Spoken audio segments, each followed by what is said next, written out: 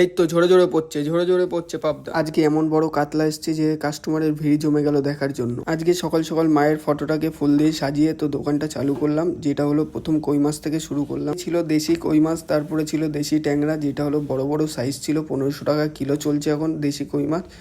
সবাই দোকান পাতানোর জন্য তাড়াহুড়ো করছে, আর আমি এদিকে ভিডিও করার জন্য তাড়াহুড়ো করছি। যে তপসে মাছের ভিডিওটা নিয়ে নিলাম, কেন খুব ভালো তপসে মাছ। তারপরে ছিল দেশি পুঁটি মাছ জ্যান্ত, তারপরে এসছে বাটা মাছ, তারপরে আছে নেদোস মাছ ছিল, যেটাকে নয়না মিনি মাছ বলে, অনেক রকম নাম। তারপর দেশি ট্যাংরা ফ্যাসা মাছ ছিল সঙ্গে, আরও অনেক রকমের বাগদা চিংড়ি ছিল, গলদা চিংড়ি ছিল, বড় বড় সাইজের গলদা চিংড়ি, যেটা হলো 1000 টাকা রেট যাচ্ছে, 150 গ্রাম সাইজ। তারপরে জ্যান্ত মাছগুলো নড়ছিল বলে ভিডিও করে নিলাম, জ্যান্ত মাছগুলো ট্যাংরা। আমাদের দোকানে কিছু থাক আর না থাক, চিংড়ি মাছের আইটেমটা অনেক রকম থাকে। তারপরে এসছে সুন্দরবনের যেটা বলে কাঁকড়া, মেয়ে কাঁকড়া ছিল।